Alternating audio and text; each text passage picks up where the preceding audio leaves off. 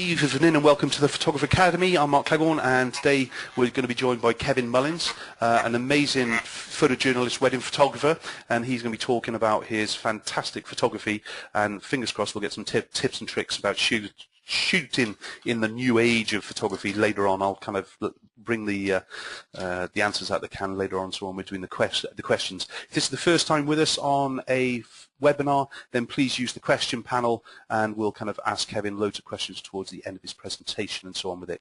So Kevin, what have you got planned for us tonight? Oh, I've muted Kevin, sorry. Kevin, what have you got planned for us tonight? Good evening, everybody, and firstly, thanks for having me along this evening, Mark. I'm going to essentially go through a whole load of pictures, just kind of give you my take on why I took pictures and what they mean to me and hopefully the clients, and just kind of a little different take on photojournalism, I suppose, and my style of photography. Brilliant. How long have you been a photographer for? I've been a full-time wedding photographer for 5 years now. Brilliant. Guys, I know a few of you are saying that Kevin's sound is really bad. I did apologise at the beginning of tonight that we've had a problem with Kevin's microphone and so on, so please bear with us. I'm sure it'll be worth your wait, I promise you, actually kind of watching through it. So Kevin, I think I should go on mute and I'll pass it over to you, and let's get on with tonight's webinar. It's over to you. Okay, great. Thanks, Mark. So I've been a wedding photojournalist, like I said, for around about 5 years. And when I first started shooting weddings, it was really important to me that I kind of defined the style that I wanted to do, just essentially so I could enjoy the job too. So if we flip to the first frame, I'll get going.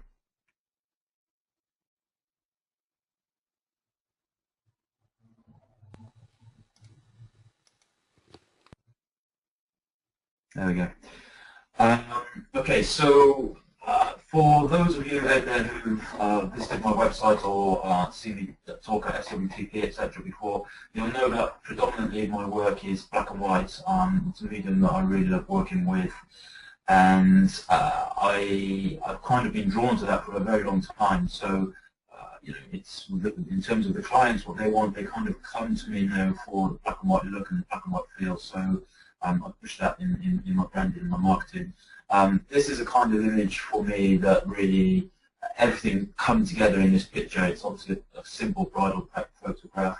I've shot this on a Fuji X100 or an X Pro 1 perhaps.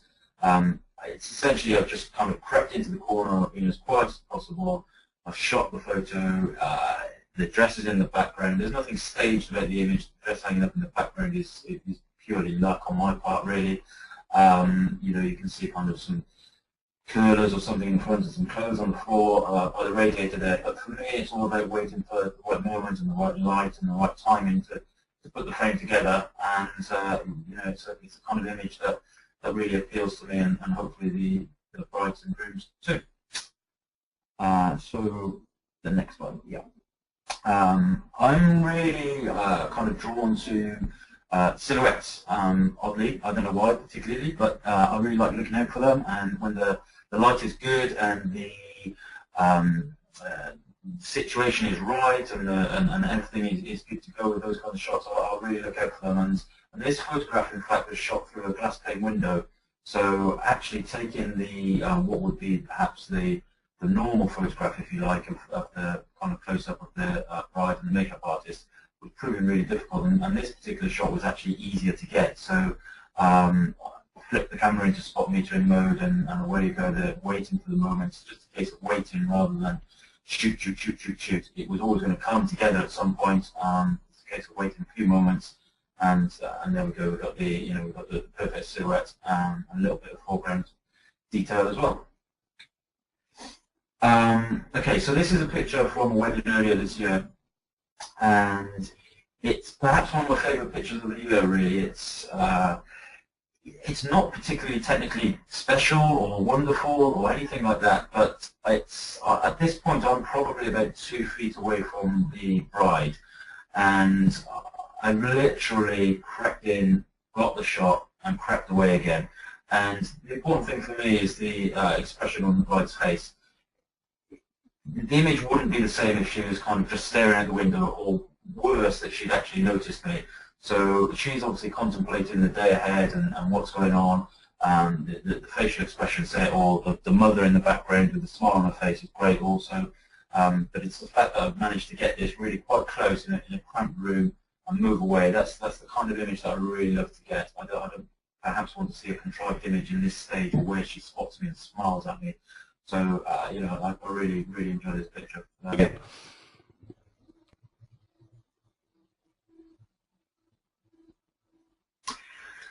Okay, so here's another image that I really like. Again, from a wedding earlier this year. It's a tricky lighting situation here, and again, I'm in a very cramped room, as a lot of you wedding photographers out there will will relate to. But it's a difficult situation when you're stuck in the corner, you find yourself in the corner. But what I don't want to be is kind of the elephant in the corner of the room, and kind of lugging around one or two lenses, etc. So I'm really concentrating at this point on trying to get the action and get what's going on in the story and tell the story that's unfolding in front of me without interfering with it, without essentially without her even noticing me. So this part of the day is when the bride was given a tuppence for her shoe, and actually the letter there is there's some story, I think, with the grandparents or the grandmother and the same tuppence, etc., etc. So that happens to be her mother there. And this is from the same scene, so I'll kind of just step back a bit again. The dress is in the background, tricky lighting situation. It's waiting for that moment to happen, waiting where she's she's got a nice smile on her face. The light is good. I've switched into spot metering mode, and it's come good. I've kind of moved back, and I'm probably stood in the bathroom or something at this point. So we don't need to see who she's smiling at or who she's looking at.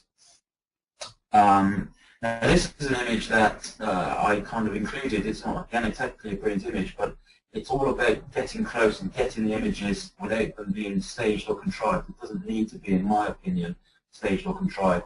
Obviously, this is Dad and son's cufflinks up, and we've got the brother walking into the room also. And I just think that I've kind of got close, no interaction, and dealt with the image. Again, another bridal prep shot. It's just that moment. There's three ladies in this room with me, and this is all about me being calm and quiet and just waiting for that picture to unfold, rather than shooting away and shooting away and shooting away. Just wait for the right moment, and you get the looks. And right straight after that is the emotional touch with the bridesmaid. Touching hands, eye contact, touch. That's the thing that kind of really talked to me in wedding photography. That's what I want to see. All that stuff that's going on, the emotion and the contact between the people and the stories that are unfolding underneath them. Okay, so the bridesmaid running towards the bride and her father as they walk towards the church. Again, this is a storytelling moment. A lot of people perhaps will wait with the bridesmaid at the top, but she kind of tore off. So this is about the story. This isn't about the bride and the father. This is about the actual action of the bridesmaid running towards her. That's what's telling the story. Later frames will have them together, etc. So this is all about the excitement of the little girl, rather than anything to do with the bride and the father, really. Again, kids. I love kids at weddings. They're great, and this again is the little boy, page boy, and the little bridesmaid there. The anticipation on their faces. They look down the aisle. You can see the bride behind them in the background. It's great. It's about getting down low. It's about being on the level with them and getting the shots that you really want to see in the wedding album, the real storytelling images throughout the day.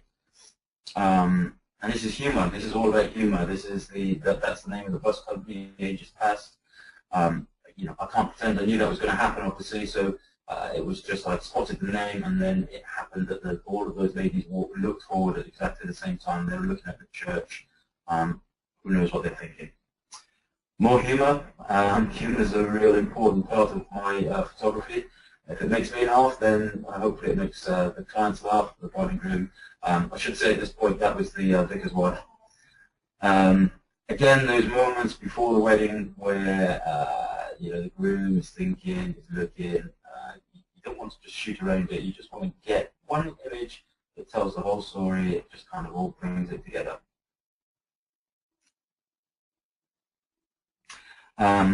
This is a shot at a church. This was using an X100 again. I've kind of kneeled down, I've rested it on my shoe and shot this. There was little photography allowed in this church, so you know, it's kind of, this is all about stealth really, and using the equipment to still get the shots. You know, he wasn't against photography as such. It's just about being quiet. This is an old picture, a very old picture, but one I really like still. I'd gone back to the car. It was pouring down with rain. I was ready for them to. They were just due to run off to the car. But actually, there was an impromptu throwing of confetti, so I had to get back and kind of get underneath everybody. You know, the bride's not in focus, but so what? It's an amazing picture in terms of their remembrance from the day. Rain, confetti, people smiling, laughing, etc. There's a lot of movement in there. This was shot earlier in the year in Italy. Again, a picture that I really like. It's very, very simple. There's symmetry to it, but it's the bride and groom coming out of the church. Very, very hot summer's day, kind of 2 o'clock in the afternoon in Rome, something like that. You know, a lot of kind of contrast in the sun and those clouds at the top. But it's just it's the story about them walking out of the church for the first time, married bride and groom. There's no contrived images. There's no kind of standing at the gate and kissing, etc. It's the real stuff, and actually with these real stuff, with the real images, you can still get the stuff that the bride and groom really want to see.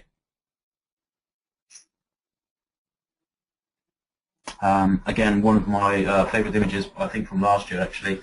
There's a lot of stories, there's layers of stories going on here. Obviously you've got the sister hugging the bride. You don't need to see the bride's face all the time. It's not always about that for me. This part of the day, the whole emotional aspect after a wedding where people hug and cuddle and kiss, etc., is really important. That's almost bread and butter for me. It breaks my heart really when a lot of people just kind of stand there and point iPhones at the bride and groom. But you know, here you've got the stuff going on in the background with the other guests having their photo taken, and then the bride and her sister in the foreground. It's, you know, it's a lovely moment captured, and it's cool because I'm looking at the story that's unfolding rather than concentrating on all the formal stuff. Another one. This has everything for me in terms of you know, it's got the eye contact. The granddad is looking at the daughter. He's shaking the hand of his new grandson-in-law. His grandson's looking at him, and you know, it's the immediate moment straight after the church, after the ceremony. Obviously, there's lots of shots you can get here, but it's all about waiting for those moments to happen in terms of the touch and the eye contact, and it all kind of fits together in a circle at that point. Similar thing, grandfather, bride hugging. You know, I'm not fussed too much on seeing the bride's face all the time. The characters in the wedding will reveal themselves throughout the day, and this was a character, this was a picture that I really wanted to get, and you know, there's no intervention from me. If this hadn't happened, this picture would never have been taken. You know, it's not perfectly sharp. I'm not worrying too much about that because I'd rather get the image than have to fiddle about my cameras and worry about everything being perfect in camera. Another one, exactly the same thing. A recent wedding, grandmother, granddaughter. Of course, I'm on this side. I can't get to the other side to see the bride's face anyway if I wanted to. But this is a kind of series of storytelling pictures right after the church. And there's an image that comes with this straight afterwards. So I saw this element of it unfolding. And then the next image is the hand. And you know, there's no way I was too close to kind of get the whole thing in one. So it's a case of the shot up top. And then move down because I'd spotted that hand. I'm looking for that contact all the time. It's really important for me to keep an eye out for the touch and the eye contact, etc. That's really what makes the picture for me. Those moments of interaction between the subjects. Again, you know, you can't see the bride's head here, and I'm not around the front. If I'd gone around the front here, the little bridesmaid would have done a toothy grin, dropped the dress, and just kind of stared at me. So this is all about, you know, the little bridesmaid's dress isn't perfectly hanging off her. It's, you know, her hair's a bit fluffy, but she's holding up the bridesmaid's dress, and she's having all the time. She's the important character in this picture, not the bride, but the bride's there to add context to it. Okay, so colour. this is all about colour, really. This is that same vicar from earlier who was intent on silent photography, and the equipment we have nowadays enables us to do that. But when colour is a feature of an image, then I will deliver that image in colour. And this for me was all about the warmth. The sunlight that was coming through. There was a lot of oranges and a lot of kind of people in the congregation who seemed to be kind of dressed in the same kind of colours. So this was more important to be a colour image. So that's why it's remained there. Eye contact, humour, colour. It's got everything for me. This image. Very, very tough lighting situation up in Port Merion, and metered, exposed, shot, and that's a moment between the brother of the bride, in fact, and the mother of the bride. I'm proud that they've got that picture hanging up somewhere. Another one, colour. This picture was all about the red wall, and I wanted to make something with the red wall. That was the point of this image, and I waited and I waited and I waited, and the image came in the end. I really wanted the mother of the bride in the middle to be holding court, and it took a little bit of time, but I waited for it. There was plenty of other things going on around me, but I wanted this image to come together, and it did, naturally. So it's just a case of waiting game, really. Okay, multiple layers here again, waiting. I waited for the old lady to do something, essentially. There wouldn't have been a picture here if the old lady hadn't done anything. This is a reflection, clearly. So I waited. She waved, the bride and groom touched hands, and what we've got here actually is that's the grandmother. We've got the grandfather to the grandmother's left, to the right of the frame. The bride and groom touching hands. You've got the uncle there, you've got the sister and the brother in the background, and the father and another member of the family who's driving the car. So it's all come together. Simple photography, I class this as kind of simple photography. This is the moment the bride is walking into the church with her father. I don't stop them, I don't tell them to wait or smile. This is about seeing the lighting pattern that's coming through these doors and just waiting for the right moment, and click, it will happen. I really don't want to be stopping them in their flow here. This is an intense moment between them. I don't want to be holding them up and say, smile at the camera.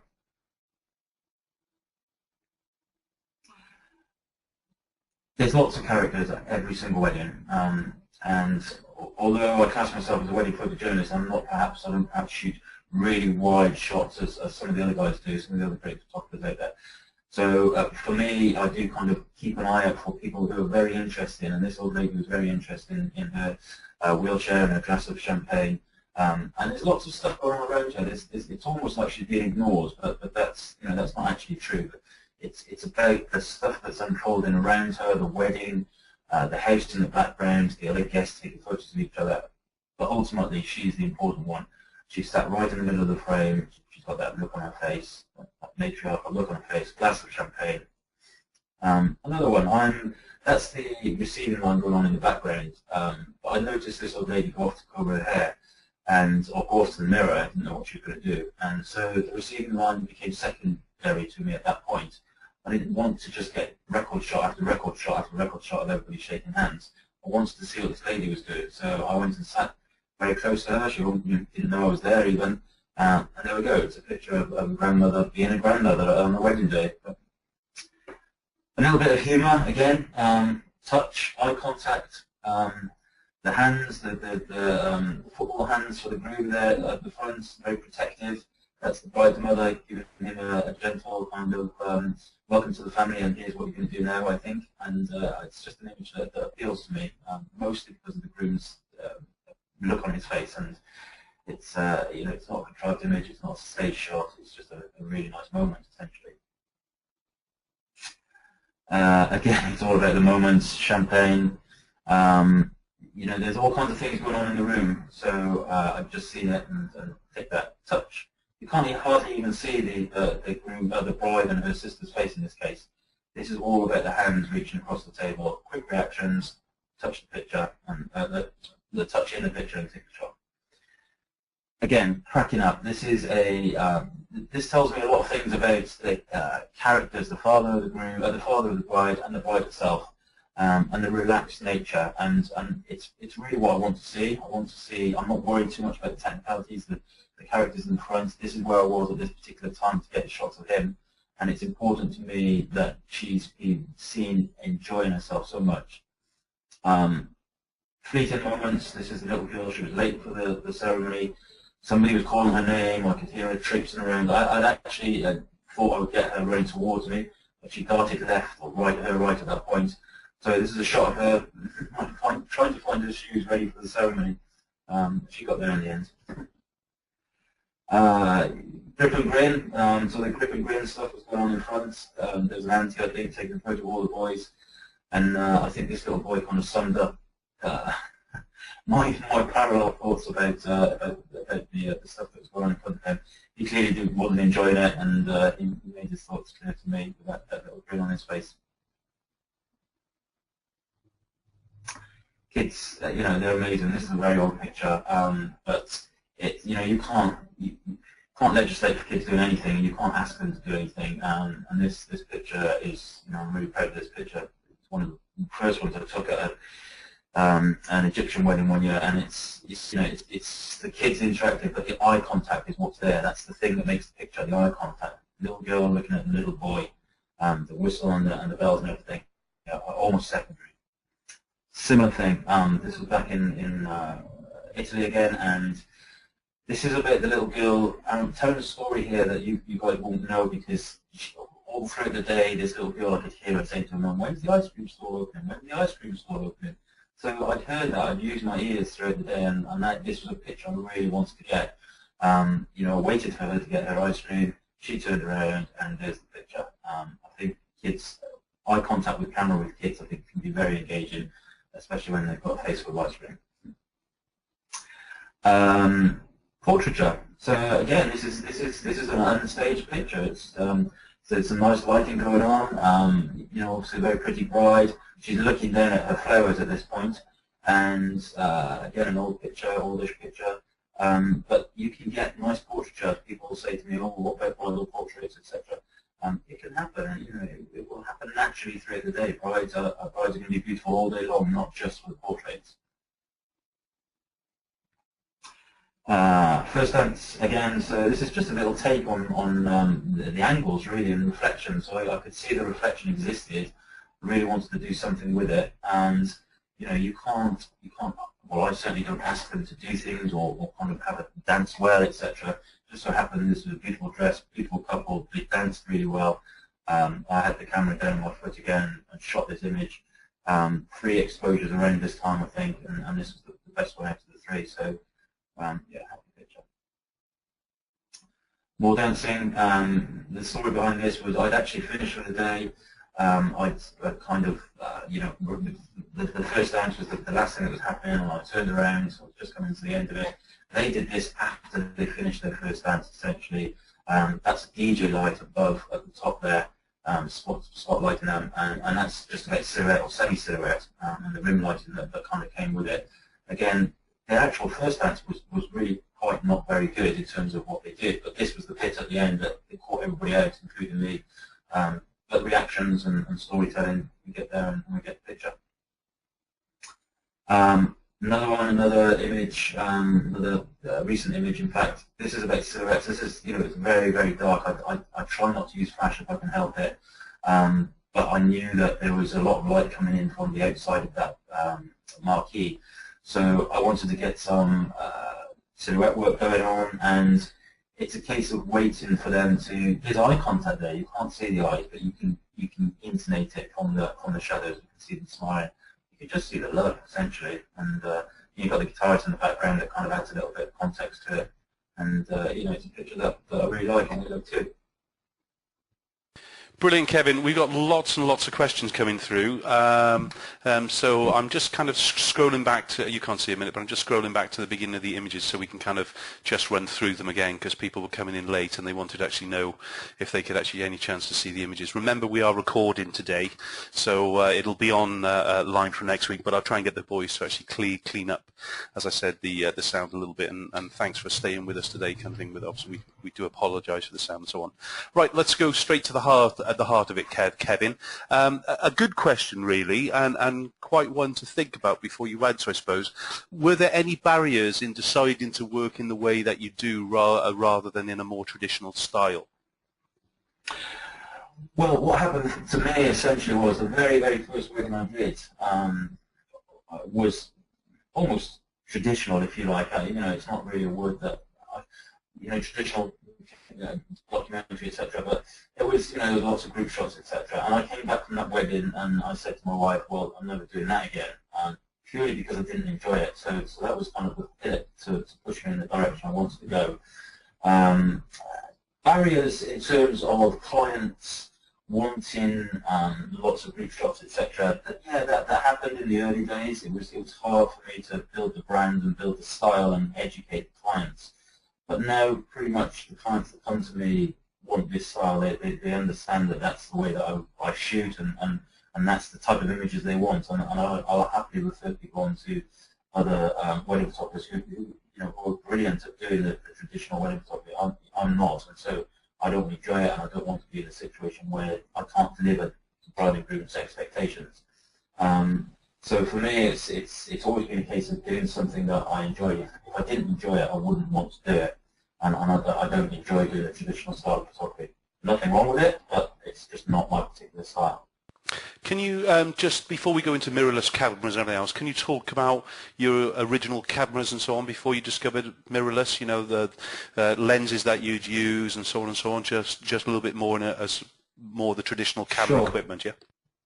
Yeah, I'd always been a Canon shooter, and I shot my first, probably my first full year using a 5D Mark I. I used some zooms, or two 5D Mark I's. I used some zooms in those days, 24-70. But essentially for the next 3 years, I used 5D Mark III's with one with an 85mm 1.2 lens and one with a 35mm 1.4 lens. I didn't change them. I didn't change those lenses. I didn't use anything else for anything for over 3 years. And I think by using a uniform set of lenses, you put a uniformity into your style, and so people can almost kind of expect to see that style of imagery. And yeah, it's moved on since then, obviously. But those cameras are the ones that are kind of made my bread and butter with for all the shows. And yeah, 85mm and 35mm are my preferred focal lengths for this kind of work. Do you still shoot with a DSLR at all now, or have you moved over to mirrorless? I don't want to touch too much on mirrorless yet, but are you shooting at all with DSLR? Occasionally, I shoot if after the first dance, or it's ridiculously dark light, and DSLRs still are better at those very, very high ISO levels. So I may well get over the 5D3 at that point. Like I mentioned, I'm not really. I prefer not to use flash if at all possible. Although sometimes I do have to kind of resort to that. So I'd rather use the equipment to use that ambient light. But yeah, I mean, I do still take 5D3 with me, depending on the wedding. If it's a bright summer wedding, then I'm not going to have to worry about that too much. But it's usually for those extremely dark situations where I could get away with putting a flash on top of the Fujis, but it's not really the way that I operate. So in those cases, then I'll go back to the 5D3. So the question you just answered, do you use much flash? Very, very little, very little. It's not something I'm particularly comfortable with. I don't particularly dislike flash, and there's some gorgeous wedding photographers out there who create some amazing images using artistic flash photography. But it's, for me, essentially I like to just be seen as a guest at the wedding. So I don't want to be there with kind of flashes and light guns and all that kind of stuff going on. So I just kind of get on with my things, do it as quietly and as discreetly as possible, really. And I guess kind of flash takes that away a little bit. So I try not to use it at all. Funny enough, one of the questions was, do you often get confused about being a guest who's taking photographs than being the official photographer? I think during the ceremony, it's pretty obvious who's who. But yeah, I mean, I did once have a bride call me up the day after the wedding, and she said, "You know what, Kevin, I remember seeing you at the ceremony, but I didn't see you. Were you there afterwards?" And I remember being there till 10 o'clock, so 10 in the evening. So that's a good testimonial, I guess. It's not. I'm not the easiest person to miss, I suppose, but it's I do my best to kind of dress like a guest and just behave like a guest and mingle, really. And using the smaller cameras now really help with that. But I've always kind of had that mantra. So if you get asked to shoot groups, do you shoot them at all, or are you purely a documentary wedding photographer? No, I think probably if I looked at the stats this year, I would say probably 60% of my weddings had no group shots or any kind of formal shots whatsoever. And the remainder probably, if I took an average, it would be perhaps 2 formal shots, 2 group shots, maybe a bride and the groom and the bridal party. It really is a case of they kind of come to me for the opposite of that, if you like. They don't want that style. So I think my website and my branding kind of puts them in that frame of mind. And I'm under no illusions that lots of people go elsewhere because they do want that, and that's absolutely fine. So yeah, I mean, some weddings will have some peak shots. I think in the UK, it's an issue always for parents and things like that. They want that, and that's cool. Can you talk a little bit about your black and white process and things really for us, both the old way with DSLR and obviously looking at how you shoot with the Fuji and so on now? Yeah, actually the processing hasn't really changed that much. I like rich, deep black and white. It depends obviously to a certain extent on the ISO levels, etc. But I pretty much always put grain into the images to try and make them more filmic. Nowadays, actually, for a lot of the day, I'll actually shoot in JPEG, purely because the cameras, the cameras as well, not just the Fuji, but they create beautiful JPEG images, and it kind of speeds up the workflow because the camera is doing most of the work for you. You don't have to kind of readjust the exposure. It's nothing worse than taking images into RAW files into Lightroom and seeing that lovely preview disappear in front of your eyes that you then have to try and regenerate.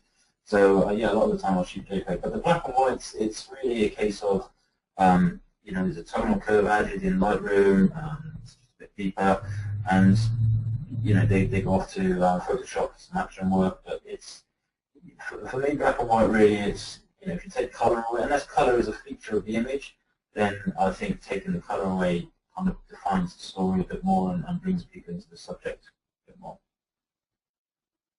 Cool. Do you use any third-party processing software like OM1 or Silver Effects Pro or anything?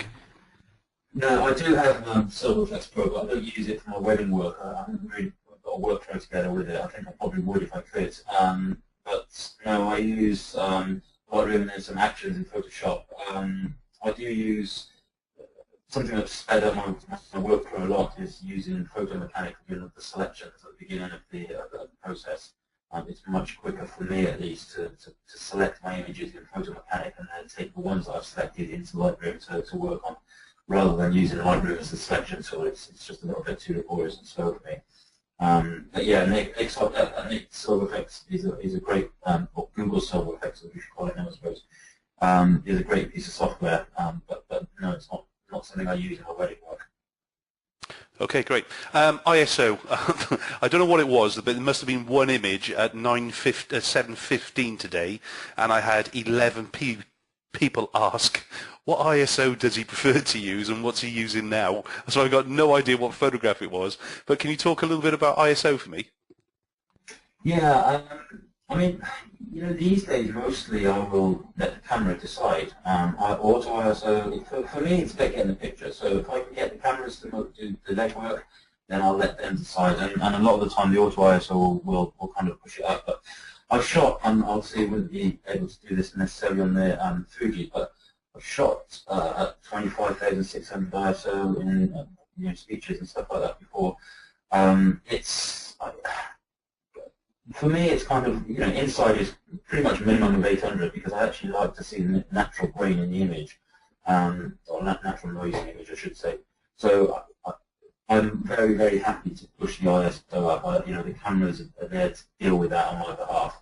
And, I'm not scared of using ISO as well. I'd rather push the ISO up and see noise in the image than use flash photography.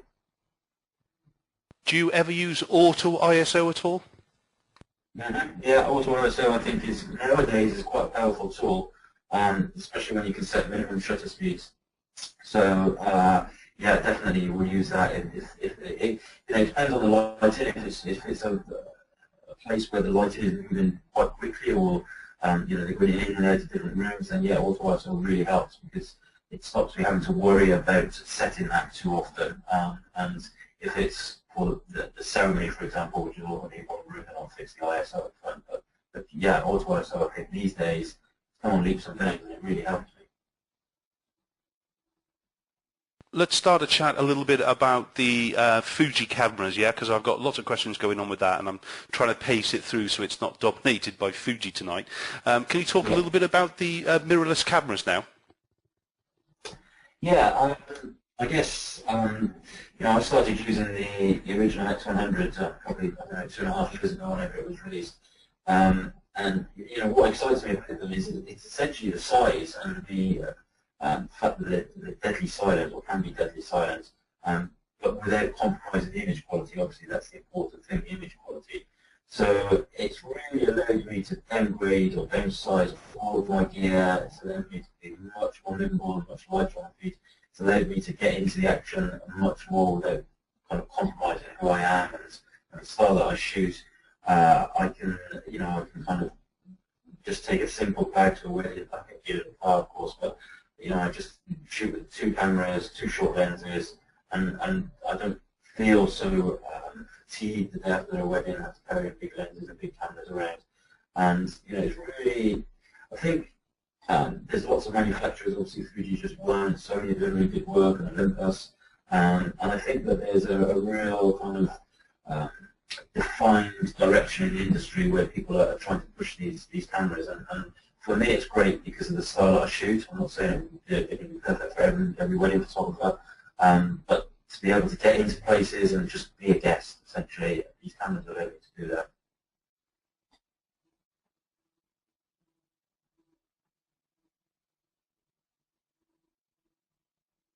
Talking about lenses, Kevin, what lenses do you use on the Fuji, and which bodies do you use? I'm currently using a XE2, Fuji XE2, which is the new body that's been released recently, and an X Pro 1, and actually an X100S as well. I shoot a lot of my recent weddings I've shot on the X100S, or the majority of the images on the X100S. The X100S is a fixed lens. It's 23mm, approximately 35mm equivalent in full frame terms.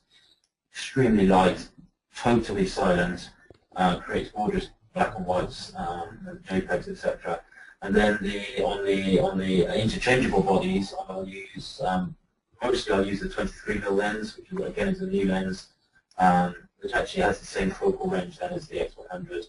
But it's a 1.4 lens, whereas the X100 is f2. And then the 60mm macro lens as well, because that's the closest thing I can get at the moment to that 85mm that I used to use. I think Fuji have got a 56mm coming out next year sometime, which will be 85mm equivalent.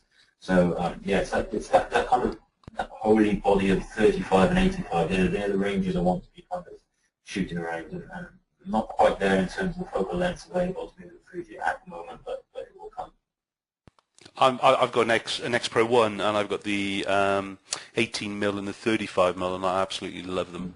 In fact, this Saturday they replace all my photojournalistic part of the wedding. So it's kind of it's been trialed enough for the past few months. It's now got to actually start paying for itself, as it were. So I'm looking forward to that. How many shots do you shoot as a normal kind of during the course of a wedding? Generally, it's tough because it does depend on the type of wedding and how long it is, etc., etc. But normally, pretty much for every picture that I deliver, there's probably 3 exposures being taken. And the reason for that is because they're not staged, so I kind of have to take a couple, 3 shots around that area because if they blink or the moment might be missed, or they may not actually, the touch might not actually happen if that's what's going on in terms of the shot that I'm taking.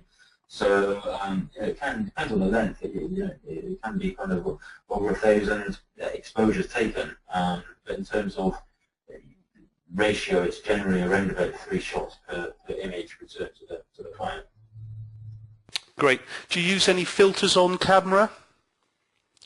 No, I don't use any. My cameras are all a bit battered, in fairness, and I do kind of clean the lenses, but I tend not to use lens hoods and filters and things like that. I just, for me, I kind of think if you put more glass in front of them, then it's going to detract from the quality slightly. I don't know why I've got no proof of that. It's just my mentality that I've had all the time. The cameras do get knocked around a little bit, so perhaps I should think about putting a filter on the front. But no, I don't use anything like that. My lens caps are all gone and missing.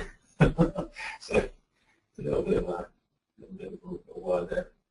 Cool. So let's go back to the bride booking you for a minute, if you don't mind. She comes along. She's seen your work on the website. You've got a chat with her. What's the kind of conversation going on between the two of you? Because surely for some brides, it's a bit of a kind of a wake-up call when you start to say, "Well, I don't shoot groups and things really." Can you just talk us through that a little bit? Yeah, I think I'm very conscious of that, and so there's a lot of information from products on my website. There's a lot, there's all the FAQs, etc. I kind of hope that by the time they get in touch with me, they understand that mantra, and then I'll send them my brochure, which kind of reinforces it and backs it up. So I don't show them any group shots, I don't kind of group shots in the books or anything like that. But of course, some people do want, I do get the odd kind of, well, we really want the whole documentary thing, but also we want to acquire group shots, etc. But my point to them at that stage is, well, while I'm doing the group shots, which of course are possible to do, then I'm not going to be employed doing the documentary and that reportage stuff. That's really what you're employing me to do and what I'm better at. So they tend to kind of think about it that way. And don't get me wrong, there's plenty of clients who will go, well, you know what, I think we need a little bit more in terms of the formal stuff, and do you know anybody who can do it, and I'll refer them on. But the people these days, I think the website has kind of evolved over time and the branding, and so one would hope that when they get in touch with me, they're kind of on the same mindset anyway, so it's not as difficult as it once perhaps used to be. I'm not sure what you just did at the last minute there, but your sound became much, much better, Kevin. I didn't do anything different. Were you closer or anything? But it was amazing, the difference on that, really. Have you used any of the zoom lenses or the I can't even understand the name here, to do with the Fuji again, the fisheye, the Samyang, is it, or something? The Samyang stuff. Yeah, no, I haven't actually used any of the kind of third-party things in that respect. The only zoom lens I've ever really used on any of the Fujis is the I think it's 16 to 50, which is the XC lens, and that's kind of a kit lens that comes with the XM1 and various other bodies like that. And again, that's it's an amazingly silent lens, but I really just prefer primes. It's just I've always been that way. But I'm hearing great things about the zooms that Fuji are bringing out. I think especially I think there's a 55 to 200, which everybody seems to be raving about. But for me, it wouldn't work at weddings. It's just not the focal length that I would work with. But I think if people are looking for a long-range zoom, then that's definitely one for them to look out for. Cool. Do you mind to talk about pricing a little bit, or you prefer not to? No, I don't mind. So again, if you're beginning off as a photojournalist, where kind of price bracket are you going to be equal to what a conventional wedding photographer is going to charge, or should you undercut it, or can you just give us your thoughts on that? Well, I think the thing about wedding photojournalism is it's not. Some people see it as an easier style because obviously you don't have the stress and the pressure, if you like, of those formal shots. And in some extent, I kind of agree with that.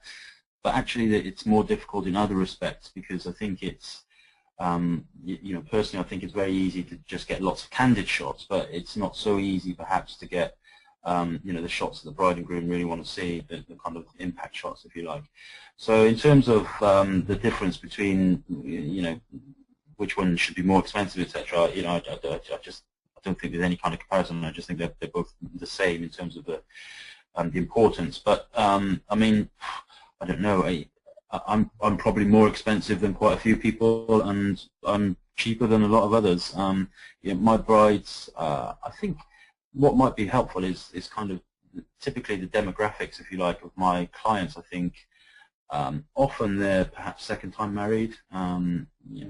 40s, 50s, etc. So perhaps the people who have been through the big wedding in the past, and perhaps they just don't want all that fuss again, they might come to a wedding photojournalist.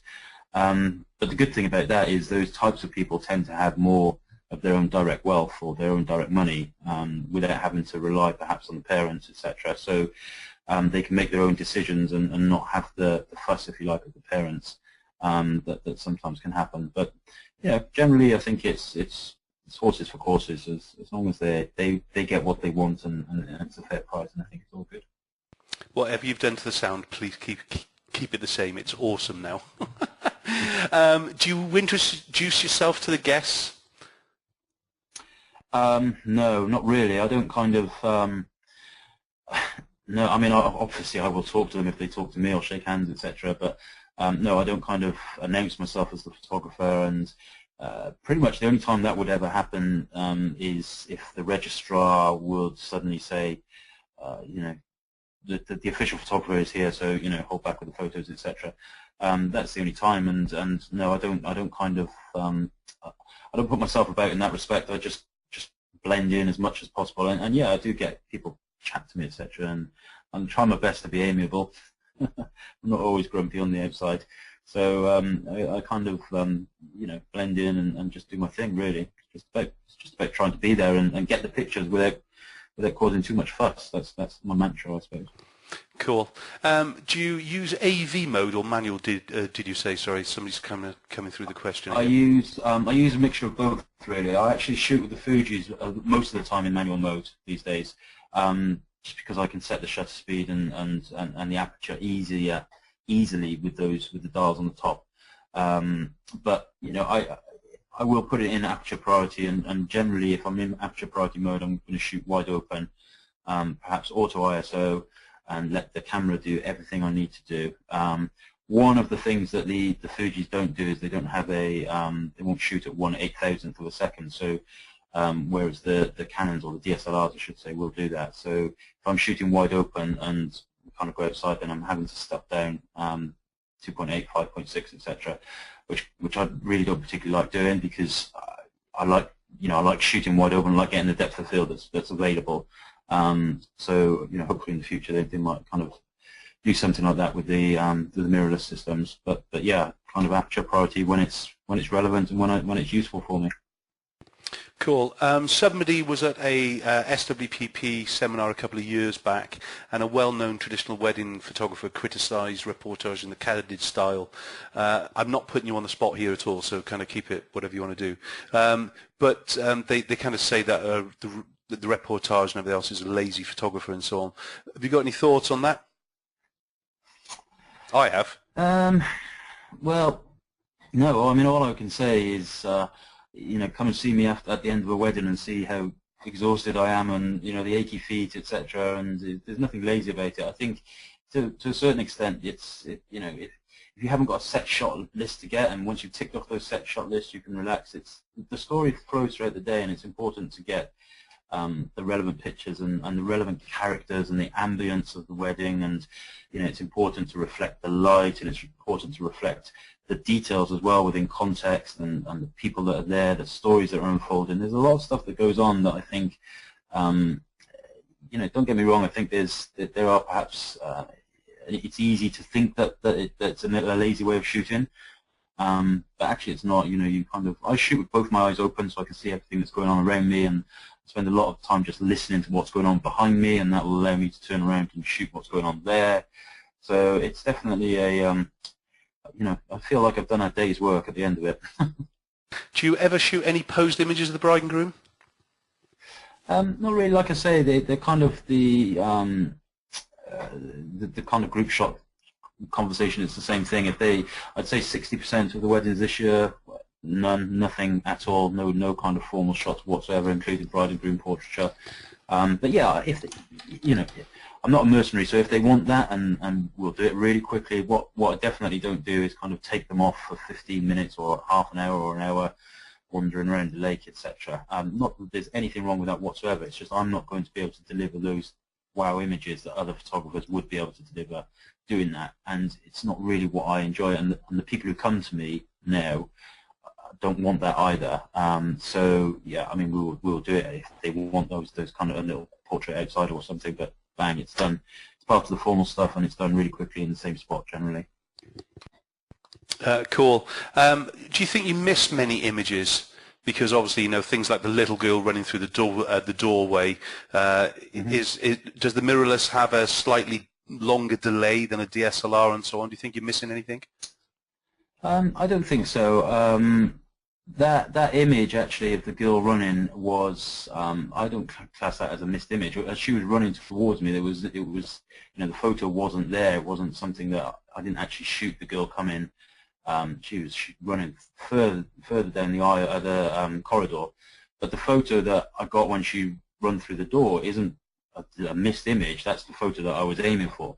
And in fact, that's an old image from kind of 3 years ago. So that was shot on a Canon. That wasn't shot on the Fuji's anyway.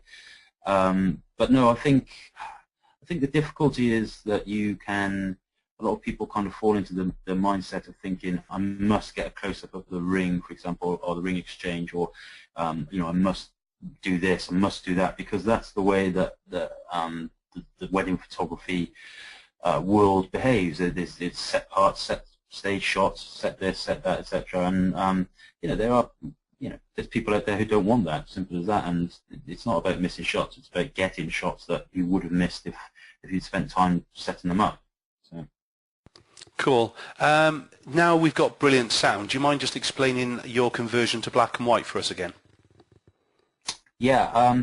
So the black and white stuff is these days I tend to shoot on the Fujis at least, and in fact it's not about that, because the Canons are the same. The JPEGs that they spit out are amazing. So I tend to shoot kind of JPEG these days, and the stuff that goes into Lightroom, there's a tone curve applied to it.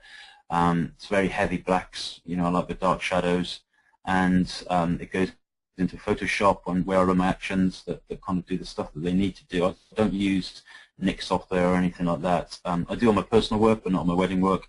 And I had a little bit of a warmth tint to it back in Photoshop, back in Lightroom. That all happens at the end. Grain is added just to kind of give it that filmic feel. I think it's really important to have a style that's, whether it's black and white or color, to have the same black and white, the same color throughout, rather than having a sepia tone, a really rich dark black and white, etc. in the same wedding. So for ease more than anything, I have a workflow that does things for me very quickly, and it tends to end up with that that kind of little tiny warmth tint to the images that I really like. Any advice on subtly trying to kind of work towards defining a personal style? I think the most important thing is to be true to what you want to do, because if I speak to a lot of photographers who say, it's all right for you, Kev, you can do this, but all my clients want group shots, etc., etc. And actually, then when you look at their website, there's loads of group shots on the website. So why else would the clients think that you wouldn't do it? So I think really the important thing is if you want to do something, a particular style, whether it's reportage or whether it's off-camera flash or whatever, is to make sure that that's what's in your marketing and your branding and your styling. Don't show them stuff that you don't want to do, essentially. There's no point in doing that, because you'll end up doing a lot more of it. And that was it's a lesson I learned right at the very beginning. So there's no kind of group shots or pose shots or anything in the books or the magazine or the branding or the website. It's all the stuff that I want to do, and because ultimately, if it gets to the point where I don't enjoy doing it, then I would stop doing it, and I don't want that to happen. How long did it take you to support yourself and your family financially? I think probably in that second year. The first year was just as the recession was kind of rumbling into shape. I think that second year I shot 69 weddings, and that was comfortable in terms of the money I was earning, but not comfortable in terms of my lifestyle. So I put the prices up and shot less weddings. So now this year, I think at the end of this year, I've got a few more to go. I will have shot 39 weddings, and comfortable as I need to be. I'm never going to be a millionaire from this, but it pays the bills and it puts food on the table.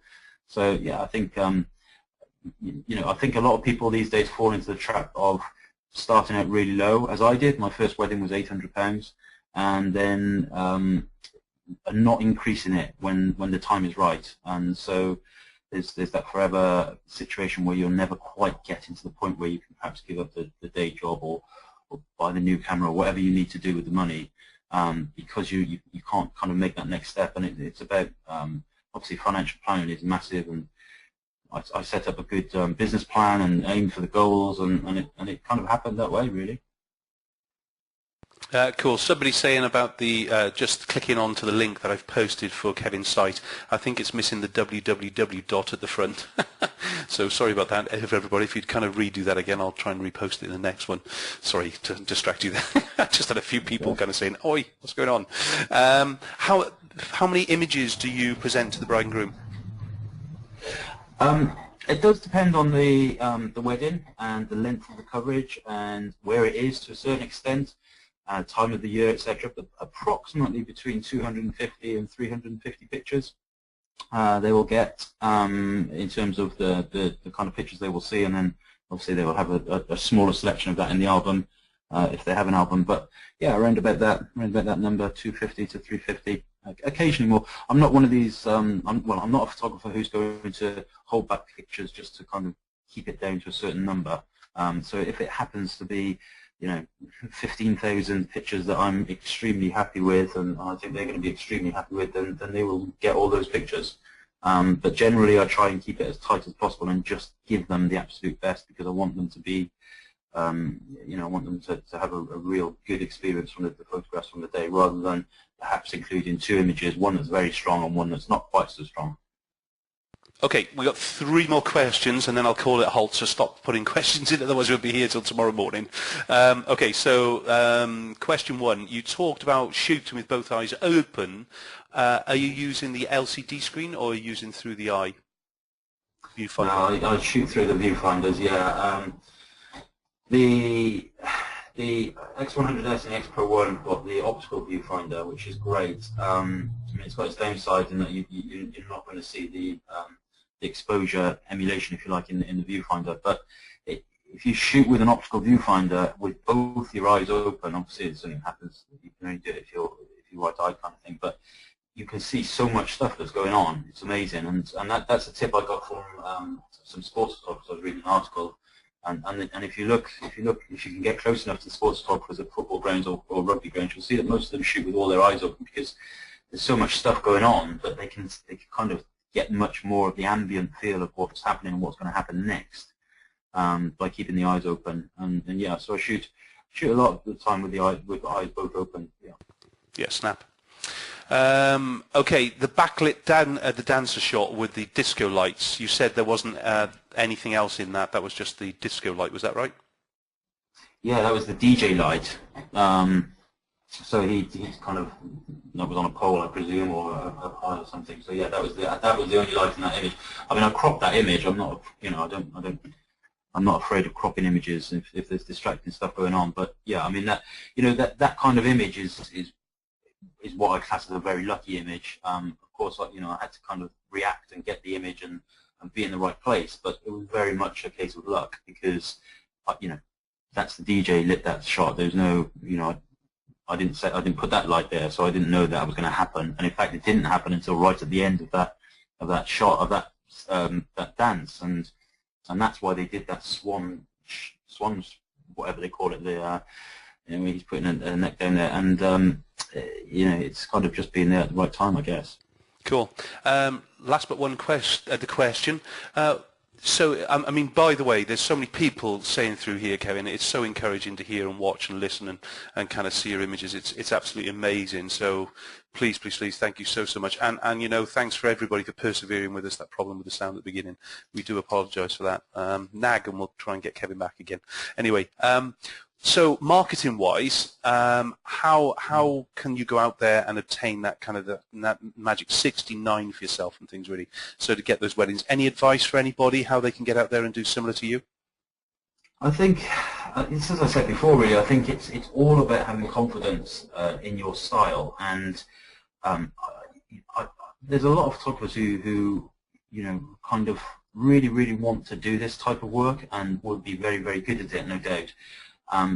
but they just kind of think, oh, in the UK we have to do this close-up ring shot, we have to get a picture of, you know, every combination of auntie and uncle together, etc., etc.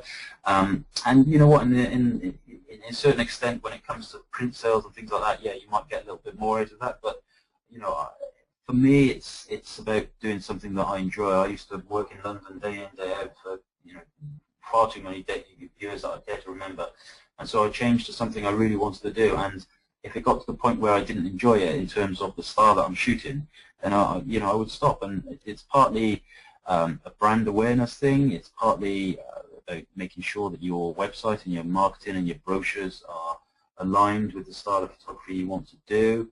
But at the end of the day, it's almost all about confidence and having the confidence to turn bookings down, refer bookings away, not take bookings just because you know you kind of think, well, I need to fill that date, etc. You know, a business plan is the key thing, I think. The first time I set a business plan up, it was all about targets and goals, and I gave myself some nice rewards as well. And it was all about obtaining that brand and getting that brand known, and it's kind of, you know, it obviously takes a long time, but when you get to the point where you know, people kind of say, oh, we love your black and whites, we love all the candid and documentary stuff, then that makes it all worthwhile, and that's when you know that the brand has worked for you. Sorry, Kevin, I was on mute. I was so trying to help the sound. I've just gone through the question and you didn't hear a thing. Okay. Ignore me, it's a long day. Sorry, mate. So basically, the last question is about the Fuji cameras again. Do you prefer using the camera with a fixed lens? Also, there's somebody who's using the X Pro 1 that seems to be draining batteries very quickly because it's obviously turned on all the time at the wedding. Any advice?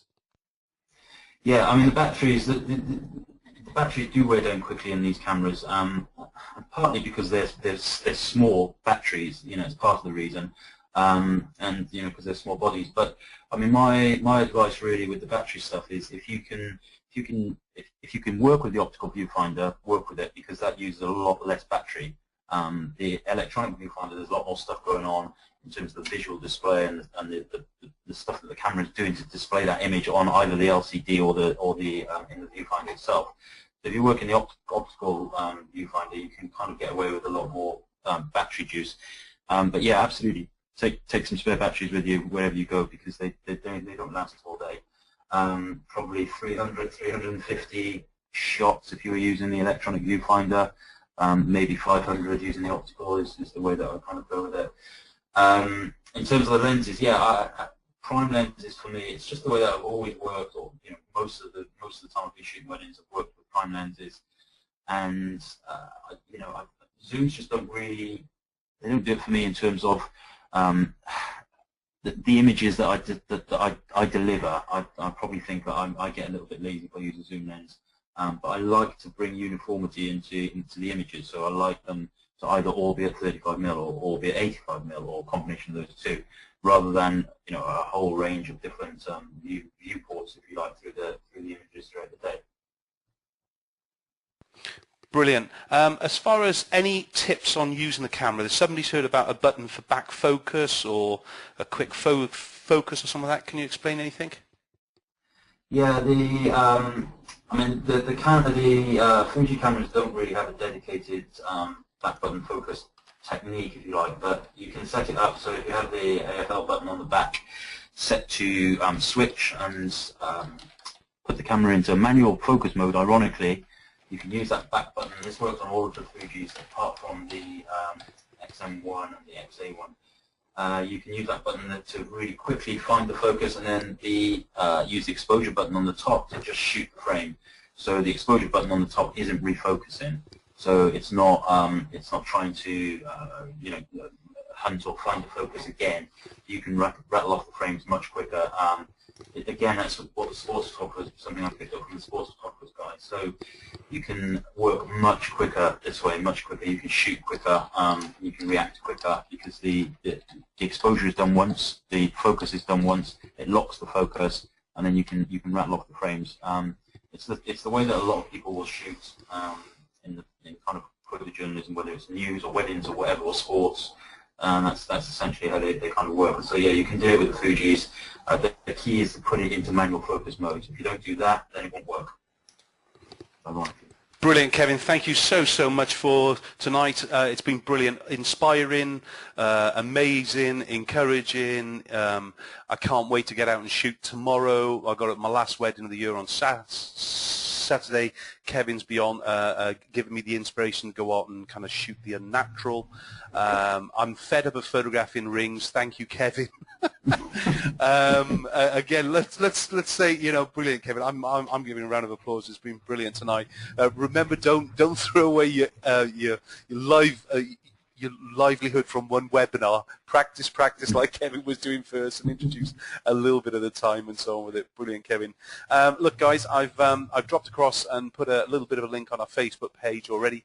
Fingers crossed you guys will go over there and actually leave us some comments. I'm going to put links to Kevin's website as well as his Facebook page on there as well. Remember to get over there and like that as well with it. Kevin, anything else you want to kind of leave us with? Not really. I mean, you guys can. I kind of do the odd training day for wedding photojournalism, so check that out on my website. And doing a couple of seminars at SWPP in January. So if anybody's around and fancy coming along to that, then great. Tap me on the shoulder, and we'll have a beer or something as well. Brilliant. Fingers crossed we'll get to meet at the we're just there with the stand this year and so on. But Kevin does seminars, one-to-ones on the photojournalism, but he also is a specialist in SEO and everything else. Watch out on his website for that.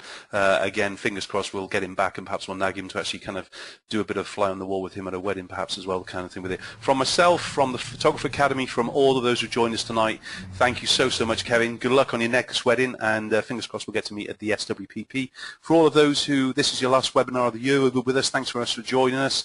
Remember, we've got some special ones running on Christmas week you don't know about yet, but we'll have some very special webinars going on there with some great giveaways and prizes and so on with it. And remember, the Photographer Academy apprentice search is now on as well, so if you fancy training down with us in Cardiff once every three months for a couple of days free of charge, then remember to actually go over to the Photographer Academy and submit an image because it's drawing very close to the entry closing date, as it were. So on behalf of myself, the team, everybody visible, thank you, Kevin. We'll see you all next time on the Photographer Academy and the webinars. Cheers now.